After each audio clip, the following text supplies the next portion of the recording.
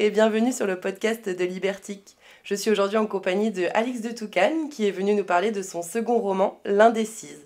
L'histoire d'une femme qui s'ennuie dans son couple et qui décide de le réinventer. Bonjour Alix. Bonjour Lise. Comment vas-tu ce matin ? Très très bien, ravi d'être dans vos locaux. Merci à toute l'équipe de Libertique de me recevoir aujourd'hui. Merci à toi d'avoir fait le déplacement, c'est avec plaisir.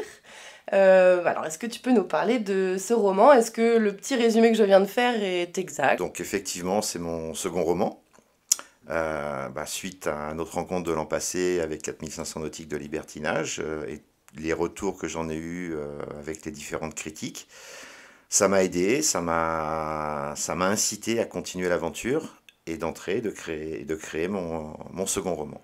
Et il parle de quoi ce second roman ? À la différence du premier, c'est l'histoire d'une femme aujourd'hui qui va prendre les rênes. C'est-à-dire que cette femme, elle s'ennuie dans son couple.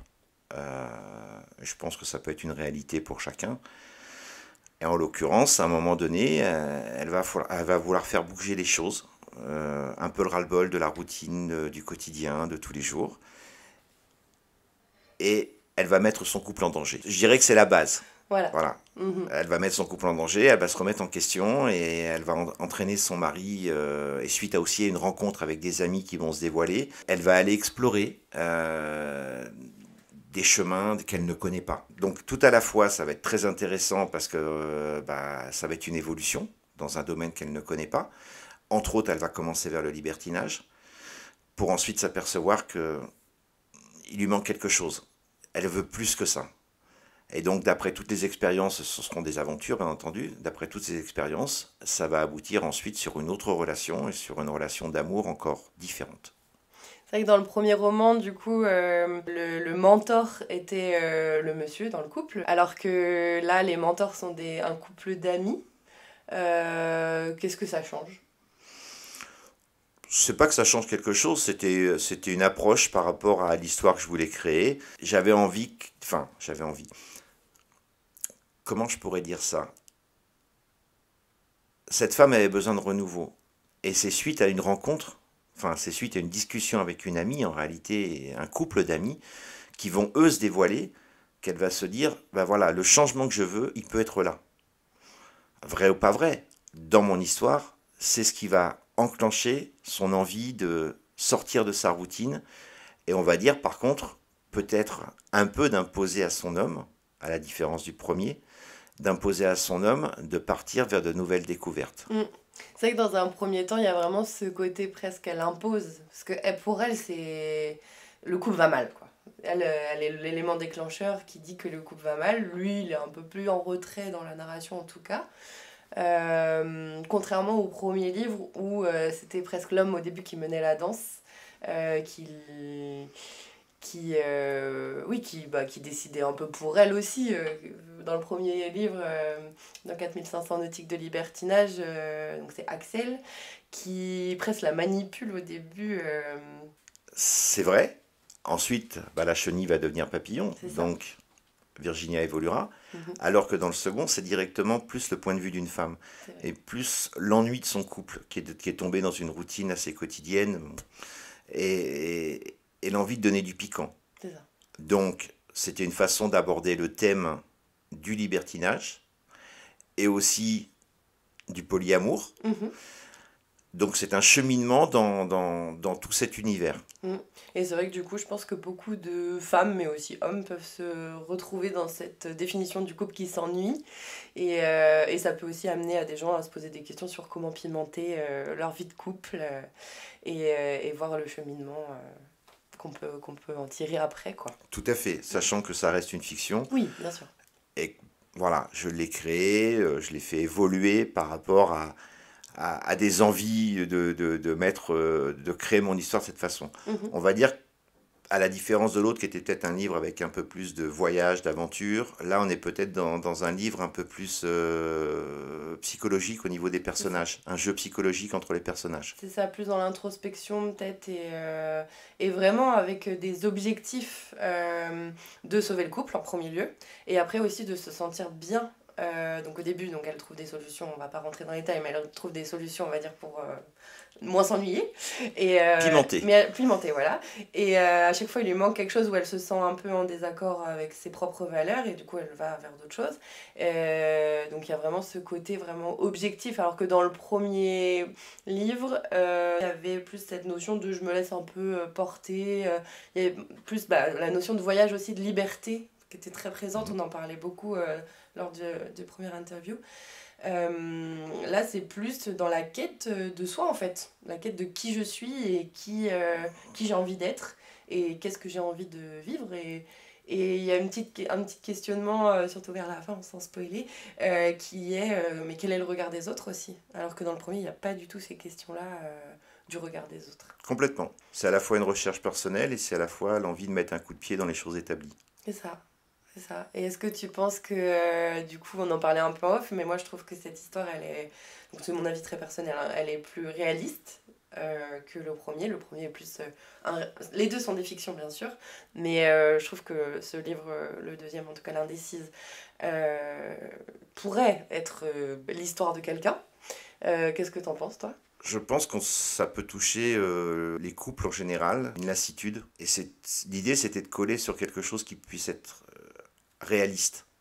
J'ai toujours envie, que ce soit à travers le premier ou le deuxième, essayer d'écrire une histoire, mais qui a un côté réaliste dans l'histoire. C'est ça. C'est vrai que là, ça peut être monsieur, madame, tout le monde. Après, chacun n'est pas obligé de partir dans ce côté extravagant à la découverte du libertinage et autres. C'est mon axe que j'ai choisi personnellement. Et je l'ai vraiment créé comme tel, mais en ayant justement... c'est des personnages de la ville, de la ville de tous les jours, du monde de tous les jours, à qui ça pourrait très bien arriver. Et d'essayer, et de se dire pourquoi pas. Ou au moins se poser les questions. Même ou se poser les questions. Sans forcément oser passer le pas, ou voilà, mais au moins se renseigner, poser des questions et en parler avec ses amis. C'est pas forcément évident déjà de parler de choses intimes comme ça à ses amis, de dire bah voilà, mon couple va mal, qu'est-ce que vous faites vous pour que ça marche? En général, j'aurais tendance à dire que ça va peut-être, par exemple, être entre deux amis, femme-femme ou homme-homme, où des choses parfois vont se révéler. Et c'est un peu ce que j'ai essayé d'amener à un moment donné.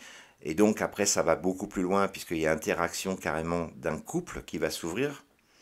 Je pense que c'est quelque chose qui peut être réalisable, qui peut être vraisemblable. Complètement. Donc on l'a dit, tu as écrit un premier livre donc il y a à peu près 1 an, c'est ça? Oui. Est-ce qu'en écrivant le premier, tu avais déjà celui-ci en tête? Comment c'est venu déjà, comment est venue l'idée de faire un deuxième roman? Dans quelles conditions? En réalité, il y a 1 an en arrière, j'avais aucune prétention de faire un second roman. Ce sont les retours des différentes personnes que j'ai eues par rapport à la sortie du premier roman, qui était un premier jet que j'ai écrit un peu comme je le sentais, et j'ai eu des retours très positifs. Donc bien sûr, on ne peut pas plaire à tout le monde. C'est certain qu'il y a des gens à qui le livre, surtout le passage de l'Afrique, était un peu dur. Cela peut un peu déranger, mais on va dire que dans la globalité, tous les messages que j'ai reçus ont été, je ne vais pas dire une source d'inspiration, une source d'encouragement.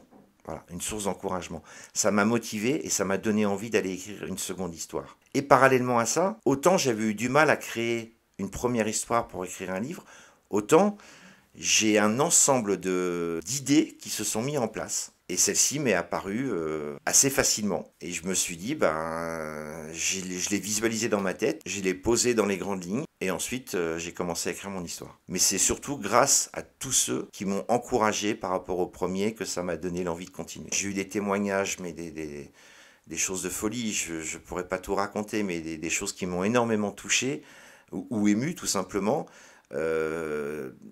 Par rapport à des lecteurs ou des lectrices qui m'ont envoyé soit des messages, soit des mails, et ça me met un peu en confiance. Je me suis dit, j'ai posé des lignes sur du papier blanc, et il y a des gens qui aiment ça. Donc c'était encourageant. Et ça m'a vraiment encouragé pour me lancer dans cette aventure. Et j'ai vraiment envie de continuer parce qu'en plus, quand j'écris, je suis dans ma bulle, ça me plaît. Je voyage déjà tout seul. Et ensuite d'arriver à toucher des gens, mais c'est encore plus fort. Est-ce que tu écris dans un café, chez toi? T'as des lieux qui t'inspirent plus que d'autres? J'aime beaucoup écrire, soit dans un café, soit à la terrasse d'un café, en voyant des gens passer, même s'il y a de la musique, même s'il y a du brouhaha autour de moi, quelque part ça me gêne pas, je suis dans ma bulle. Donc, et puis de temps en temps je relève la tête et je vois des gens passer, je regarde. Ça me, ça me va bien, j'aime bien ce côté-là. Après j'ai un petit rituel que j'avais pas pris, ou je l'avais pas pris conscience au départ, mais j'ai un petit rituel qui est de... J'ai quasiment commencé chaque livre en écrivant la quatrième de couverture. Et là, je suis en train de travailler sur mon troisième livre, et j'ai commencé par la quatrième de couverture. Alors, est-ce que c'est un peu ton plan du coup ça te permet de donner une structure Je sais pas comment le dire. Ça vient un peu naturellement. Bon, bien entendu, les grandes lignes, je les ai.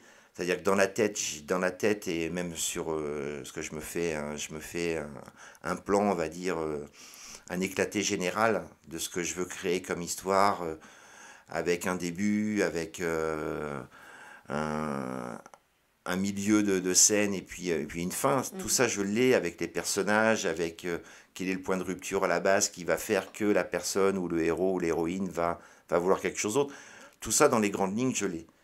Après, une fois que j'ai un peu digéré ça, ensuite, j'aurais tendance à dire que naturellement, bah, la quatrième de couverture, elle vient comme ça. Ok. Et le titre Paradoxalement, il vient assez vite. Voilà. L'indécise, c'est venu très vite dans la mesure où bah, c'est lié à son histoire.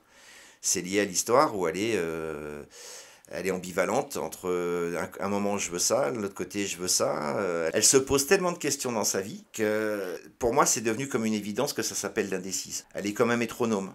À un moment donné, je pars dans tel sens, après je pars dans l'autre sens. Donc, oui, elle peut paraître un peu toujours insatisfaite, mais au final, c'est juste elle a pas en fait les bonnes clés, peut-être. mais je pense en général que c'est l'être humain qui est insatisfait. Parce que très souvent, on court après quelque chose, et dès qu'on l'a, on court après autre chose. Donc là, en l'occurrence, je l'ai traité à travers l'histoire d'un couple, l'histoire d'une femme, mais je pense que c'est valable pour tout un tas de choses. On va courir pendant des jours, des semaines, des mois, parfois, vers un but, vers une chose. Une fois qu'on l'a, ben, on n'est pas satisfait, on veut recourir après autre chose. Donc c'est vrai que c'était des réflexions moi, que j'avais pas forcément vu comme ça, le côté on se cherche. Je l'avais pas extrapolé, en fait, j'ai compris que du coup Sabrina se cherchait, voulait toujours plus.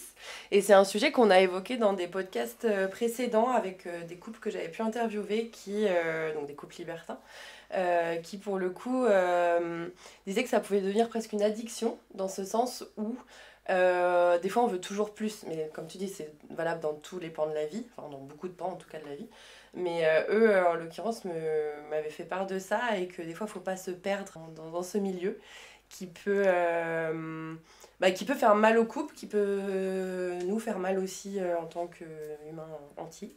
Et il faut garder les pieds sur terre.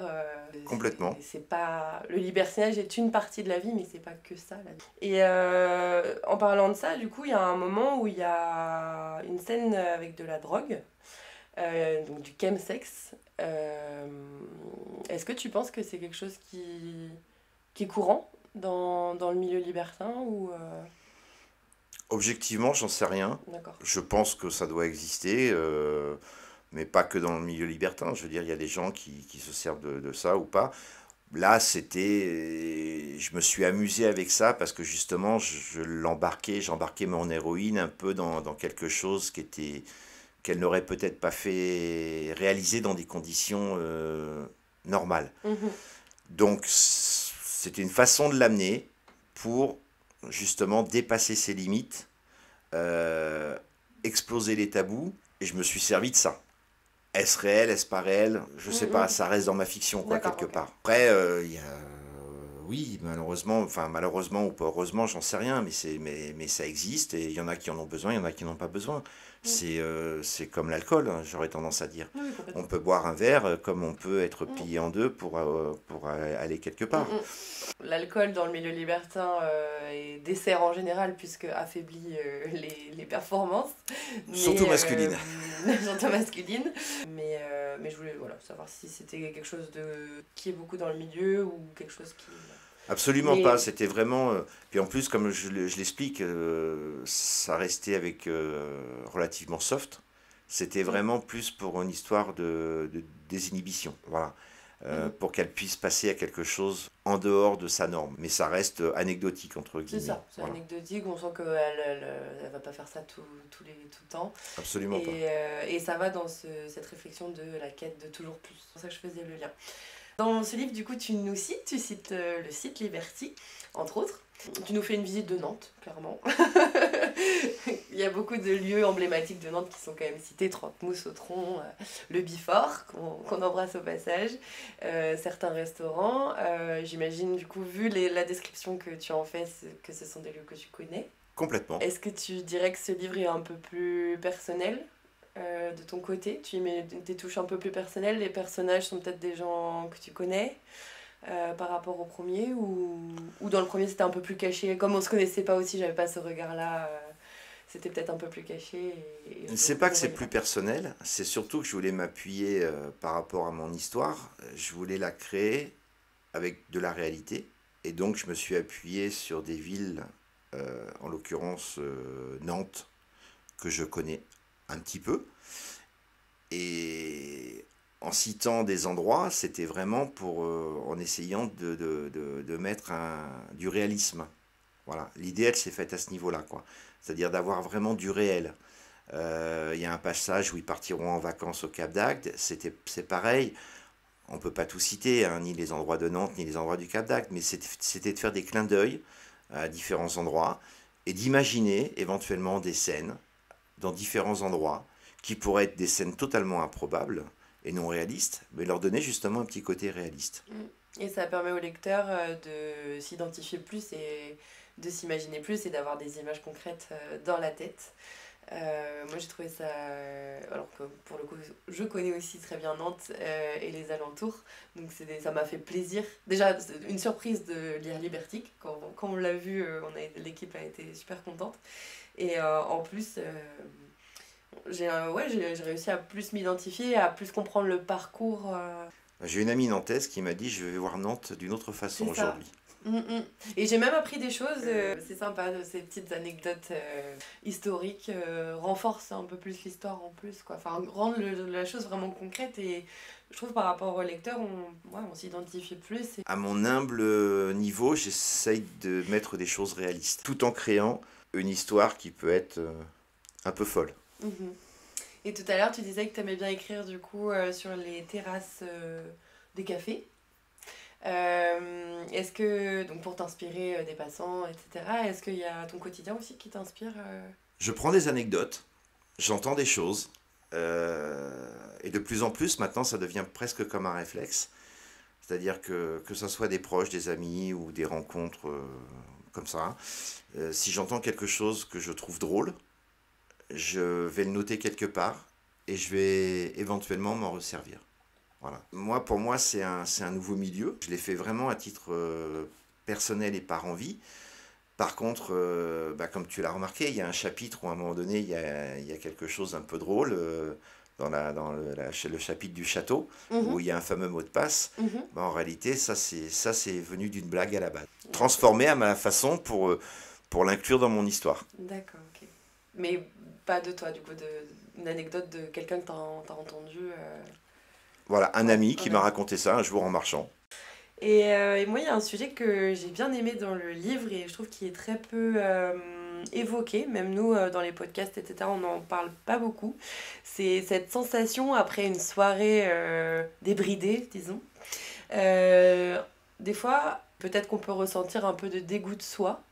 Un peu de se questionner de est-ce que dans un autre contexte j'aurais aussi fait ça, est-ce que finalement j'ai pas été forcée par l'ambiance, est-ce que plein de choses comme ça, et je voulais le souligner parce que c'est un sujet qu'on n'aborde pas et qui est délicat aussi peut-être à aborder, et le fait que ça passe en fiction, est-ce que ça aide à aborder des sujets délicats comme ça Tous autant qu'on est, on se triture un peu la tête, je pense.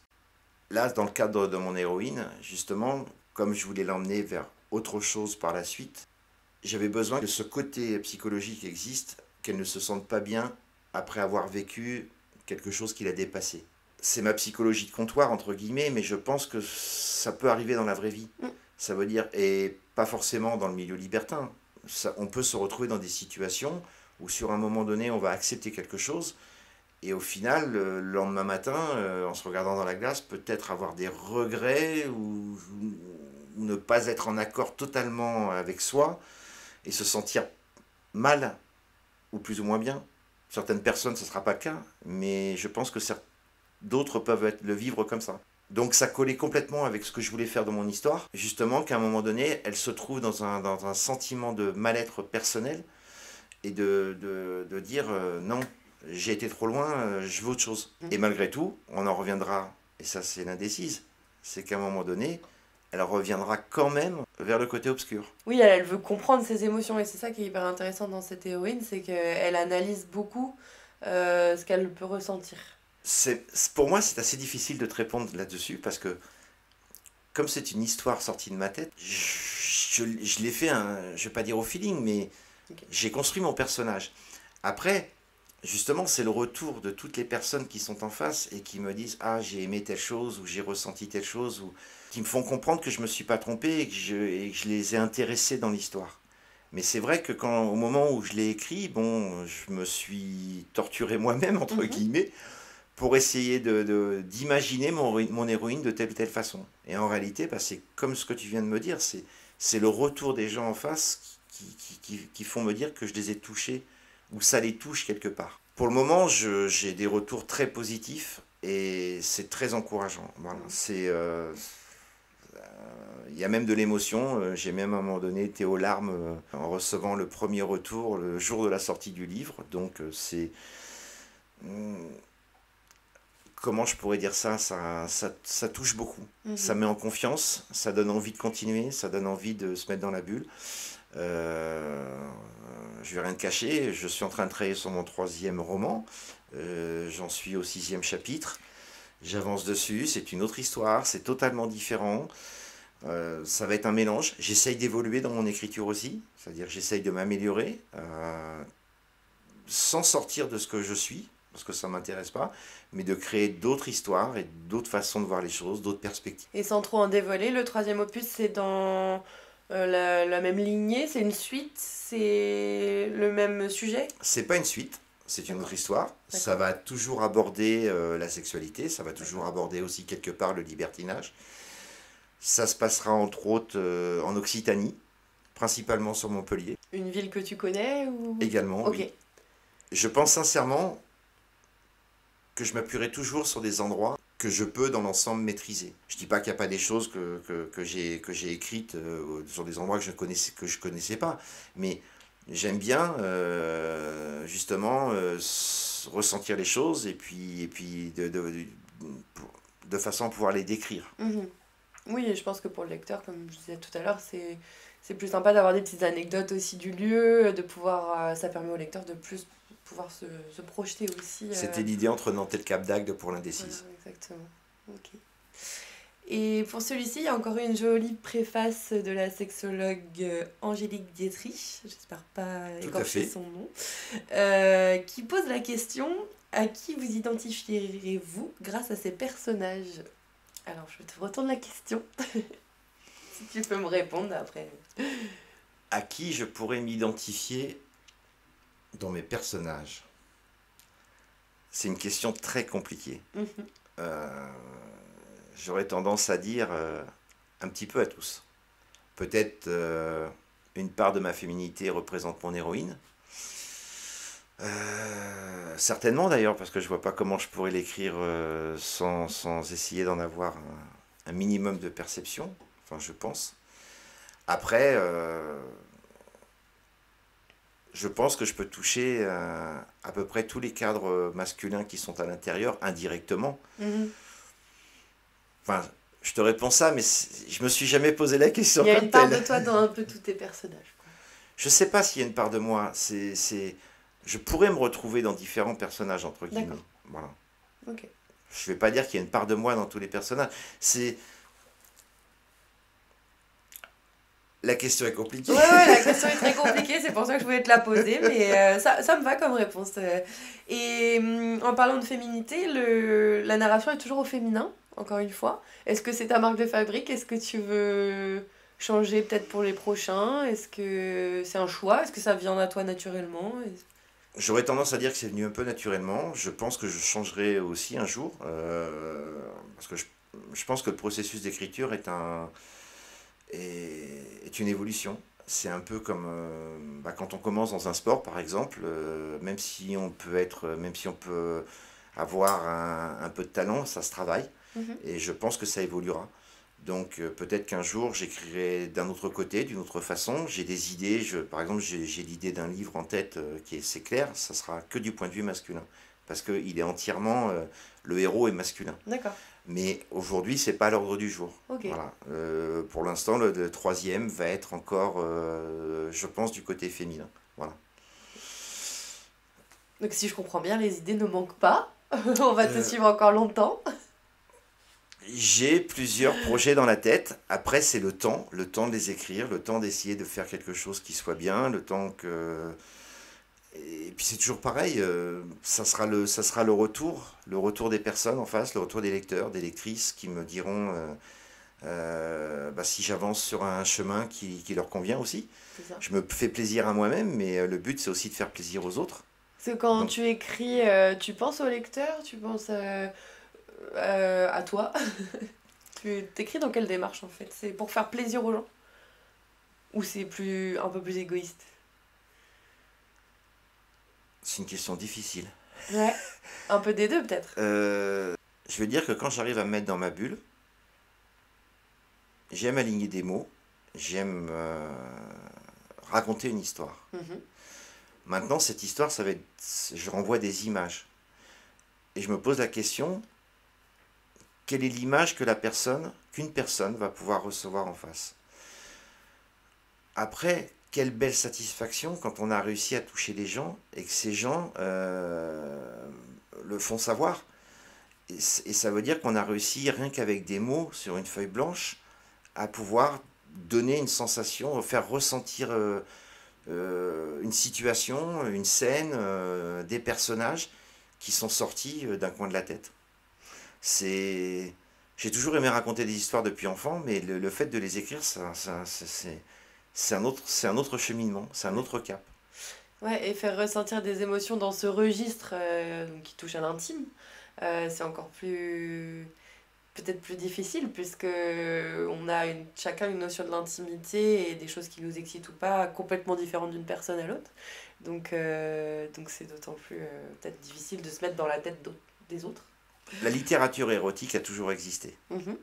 sauf qu'à une époque, elle était cachée sous le manteau. Depuis tout temps, ça a toujours existé.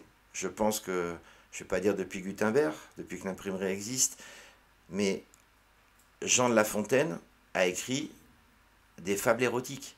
Je veux dire, c'est pas d'aujourd'hui. Ok, on connaît certes les plus connus, le Marquis de Sade et d'autres, mais il y en a tellement d'autres qui ont écrit. Ça fait partie de l'être humain. Je veux dire, c'est juste qu'à une époque, il ne fallait pas en parler, il fallait que ça soit caché. Mais c'est une hypocrisie totale, puisque on est tous... Comment je pourrais expliquer ça? On est tous touchés par la sexualité. Qu'elle soit conventionnelle ou pas conventionnelle, chacun fait ce qu'il veut de sa sexualité à partir du moment où ça reste entre adultes consentants et que ça reste dans un cadre d'adulte, chacun peut faire ce qu'il a envie. Mm. Après, le reste, ça peut être des faux semblants. On peut faire croire ce qu'on veut. En attendant, ça existe dans la vie de tous les jours. C'est ça. Sinon, il n'y aurait pas de continuité de l'espèce humaine déjà, C'est à ça. commencer. Hein. Donc, ça fait partie intégrante de nous. Ensuite, les mœurs, les religions amèneront des blocages ou pas. Chacun en fait ce qu'il en a envie. Moi, aujourd'hui, j'ai envie d'écrire à travers ça. Mes écrits touchent des gens. C'est pas parce que je les écris bien. Je pense que c'est surtout parce que ça fait partie de la nature humaine. Mhm. C'est que, quelque part, dans les différentes scènes que je peux écrire, il y a des gens qui peuvent s'y retrouver et que ça peut correspondre à une partie, je dis pas totalement, mais à une partie de leur sexualité, qu'elle soit conventionnelle ou non conventionnelle. Et ça peut aussi faire partie de fantasmes, C'est ça. c'est-à-dire de gens qui ne passeront pas forcément à l'acte, mais qui dans un coin de leur tête vont penser à ces choses-là. Mm. C'est voilà. pas comment te dire autrement la chose. Je crois que ça peut toucher un peu tout le monde. Et qu'on a tous, quelles que soient les envies qu'on ait ou les expériences qu'on puisse faire, soit ça reste à l'état de fantasme, soit ça ira plus loin. Et en réalité, ce que j'écris, ça peut toucher un peu tout le monde. Mm. Voilà. Et ça peut donner des clés aussi à des couples qui s'ennuient, des pistes. En tout cas, pourquoi pas, des pistes de réflexion. Pourquoi et pas. aussi, je te le souhaite, des dialogues. Hein. Enfin, ce qui serait super chouette, c'est que ce livre, par exemple, madame lit le livre et qu'elle en parle à monsieur qui le lit aussi et que deux, après, ouvrent des discussions sur des sujets qui peuvent parfois être un peu tabous, surtout dans des couples de longue durée. Oui, mais j'ai déjà eu des retours par mail, justement, aussi bien du côté féminin que masculin, qui m'ont encouragé parce que c'était touchant. C'était touchant. Voilà, je dévoilerai pas, mais je sais que ça a touché des personnes. Donc c'est utile. C'est gagné. Déjà, peu importe ce que ça donnera. Je sais qu'il y a quelques personnes à qui vraiment les retours, on va dire, spontanés ont été juste magnifiques en ce qui me concerne. Ouais. Hein? Ou des gens tout simplement qui m'ont dit, ça fait des années que j'avais pas lu un livre, j'ai adoré lire votre livre, j'attends la suite. J'ai le cas d'une dame que je connais qui avait des doutes en elle parce que depuis, je sais pas, depuis qu'elle était adolescente, elle n'avait pas lu. À 60 ans, elle a commencé à lire le premier et ensuite elle a enchaîné dans la foulée le deuxième. Et elle a adoré. Et ça, j'ai trouvé ça génial. Et pourtant, elle avait des doutes parce qu'elle lisait plus, quoi. Ouais, donc les retours comme ça, c'est sûr que ça motive plus pour la suite. Et nous aussi, on t'encourage pour la suite. On a hâte de voir le troisième, du coup. Il viendra. Je voudrais remercier une personne qui est en l'occurrence ma femme. D'accord. Qui est quelque part ma bêta lectrice et qui me dit parfois quand j'exagère ou pas. Donc je voudrais la remercier pour tout l'accompagnement qu'elle m'a fait, entre autres pour l'indécise. Super, t'as bien raison. Merci à elle du coup de participer à ce beau projet. Merci à toi encore d'être venu et puis de nous faire voyager aussi parce que ce livre-là fait voyager moins loin que le premier, mais quand même, en tout cas, il nous fait voyager dans nos fantasmes aussi. Est-ce que tu as un mot de la fin, quelque chose que tu voudrais dire ? Moi, je voudrais remercier Libertic parce que vous m'avez suivi à ma première aventure sans le connaître. C'est quelque chose de génial. Il faut savoir qu'aujourd'hui, je suis en auto-édition, hein, c'est-à-dire que je me produis tout seul. Et c'est grâce à des actions comme vous, au niveau de Libertic, de me recevoir, de m'accorder une interview. Je trouve ça génial, c'est super. Que ce soit au niveau de toute l'équipe, même si on ne se connaît pas beaucoup. Mais bon, premièrement, l'accueil est chaleureux. L'équipe est très sympa. Et c'est pour ça qu'il y avait ce petit clin d'œil à travers le livre, parce que j'estimais... En plus, ça correspondait dans l'histoire, donc ça allait très bien, mais j'avais envie de faire ce petit clin d'œil à travers le livre. Nous, ça nous a fait super plaisir et on conseille tout le monde d'aller lire le livre, donc L'Indécise de Alix de Toucan. Merci à toi pour cette interview. Merci Lise, puis merci beaucoup. Puis à bientôt, on a hâte de lire le troisième. D'accord, vous serez prévenus. Merci à toute l'équipe de Libertic. Merci.